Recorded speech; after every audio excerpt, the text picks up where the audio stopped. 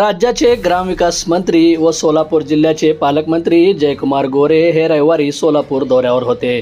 सकाळच्या सत्रात भाजपच्या पदाधिकाऱ्यांची बैठक घेऊन पंढरपूरकडे रवाना झाले. बैठकीनंतर जयकुमार गोरे यांनी माध्यमांसमोर प्रतिक्रिया दिली. जयकुमार गोरे यांना धीरेंद्र शास्त्री उर्फ बागेश्वर बाबांबाबत प्रश्न विचारण्यात आला. बागेश्वर बाबांनी छत्रपती शिवाजी महाराजांबाबत केलेल्या वक्तव्याकडे तुम्ही कसे पाहता? पालकमंत्री जयकुमार गोरे यांनी प्रतिक्रिया देताना धीरेंद्र शास्त्री उर्फ बागेश्वर बाबाच्या त्या वक्तव्याबाबत सारवासावर करण्याचा प्रयत्न केला. राज्यातील शिवप्रेमी एकीकडे तीव्र शब्दात संताप व्यक्त करत आहेत, मात्र दुसरीकडे राज्याचे ग्रामविकास मंत्री जयकुमार गोरे धीरेंद्र शास्त्री उर्फ बागेश्वर बाबांना विनंती करत आहेत. बागेश्वर बाबांचा मार्ग हा आध्यात्मिकेचा मार्ग आहे. मी त्यांना विनंती करतो त्यांनी महापुरुषांबाबत बोलू नये अशी विनंती करत बागेश्वर बाबांच्या केलेल्या वक्तव्याची अप्रत्यक्षपणे सारवासावर करण्याचा प्रयत्न केला आहे. तर त्यांनी पदाधिकाऱ्यांच्या बैठकीचं आयोजन करण्यात आलं होतं. नेमके काय कारण होतं अचानक बैठक बोलवण्यात आली? हे आपल्या सगळ्यांना माहिती आहे की नगरपालिका, जिल्हा परिषद, महानगरपालिकेच्या निवडणुका झाल्या आणि या निवडणुकामध्ये भरभरून यश सोलापूर जिल्ह्यातल्या जनतेनं भारतीय जनता पक्षाला दिलं. एक हाती सत्ता महानगरपालिकेमध्ये भारतीय जनता पक्षाची दिली, ना भूतो न भविष्यती अशा पद्धतीचं यश जिल्हा परिषदेच्या निवडणुकीमध्ये सुद्धा भारतीय जनता पक्षाला मिळालं आणि 30 वर्षाच्या इतिहासामध्ये पहिल्यांदा भारतीय जनता पक्षानं स्वतःच्या ताकदीवर एवढी मोठी सदस्य संख्या निवडून आणली. नगरपालिकेच्या निवडणुका असतील त्यामध्ये खूप चांगलं यश मिळालं. खास करून सोलापूर जिल्ह्यात 11 पंचायत समिती आहेत, त्यामधल्या 10 पंचायत समितीवर भारतीय जनता पक्षाचा सभापती आज विराजमान झालेले आपण सगळेजण पाहतो. आणि एवढं मोठं यश मिळाल्यानंतर आपल्या कार्यकर्त्यांचं, मतदारांचं आणि खास करून निवडून आलेल्या सगळ्या सदस्यांचं अभिनंदन करावं, त्यांचा सत्कार करावा म्हणून महाराष्ट्राचे मुख्यमंत्री माननीय देवेंद्र फडणवीस साहेब 28 तारखेला सोलापूरमध्ये येत आहेत आणि त्यावेळी कार्यकर्त्यांचा मेळावा आणि नवीन निवडून आलेल्या पदाधिकाऱ्यांचा सत्कार असा सोहळा या ठिकाणी आयोजित केलेला आहे.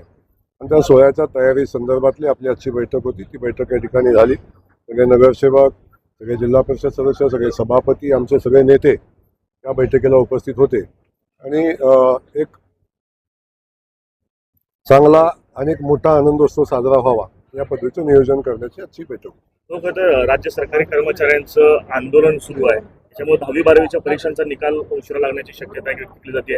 आरोग्याच्या समस्या निर्माण होत आहेत. सरकार काही प्रयत्न करते या सरकार तोडगा काढण्याचा? नाही, आता सरकार सातत्यानं सगळ्याच लोकांच्या प्रश्नावर तोडगा काढायचा प्रयत्न करत असतं. आरोग्य कर्मचाऱ्यांचाही प्रश्नावर तोडगा काढण्याचा प्रयत्न सरकार करते आणि लवकरच तोडगा निघेल आणि असे काही नवीन प्रश्न उद्भवणार नाहीत याची काळजी सरकारच्या वतीनं घेतली जाईल.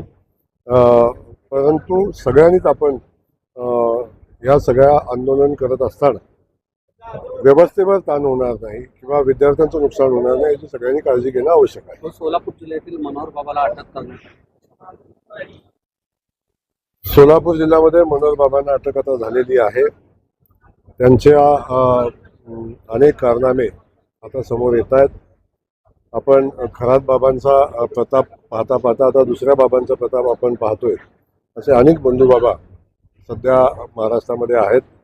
अशा सगळ्या बंधुबाबांना शोधून कारवाई करण्याची भूमिका माननीय मुख्यमंत्री देवेंद्र फडणवीस साहेबांची आहे. त्यांनी पोलिसांना सक्त सूचना दिलेल्या आहेत की अशा बंधुबाबांचा बंदोबस्त झाला पाहिजे आणि यामध्ये त्या बंधुबाबांना साथ देणारे, मदत करणारे अशा सगळ्यांना शोधून त्यांच्यावर कारवाई करा. उंदरगावमध्ये ज्यावेळेस त्याचा कारभार चालू केला जाता त्यावेळेस प्रशासनाने त्याचा मठ बंद पाडलेला होता. आता घोटीमध्ये तो पुन्हा मठ सुरू झालेला आहे. तिथल्या ग्रामस्थांनी मागणी केली आपल्याकडे ते मठ आता बंद करण्यात यावं. इलिगल सगळी कामं तिथं सुरू असतात त्यांचं म्हणणं आहे. नाही, नक्की त्याची माहिती आपण घेऊ आणि माहिती घेऊन कुठलंही बेकायदेशीर काम करू दिलं जाणार नाही. असं जर बेकायदेशीर असेल तर नक्की त्याचं काम थांबवलं जाईल आणि कारवाई पण केली जाईल. पुण्यामध्ये शिवाजी महाराजांबद्दल वादग्रस्त विधान त्यांनी केलेलं आहे.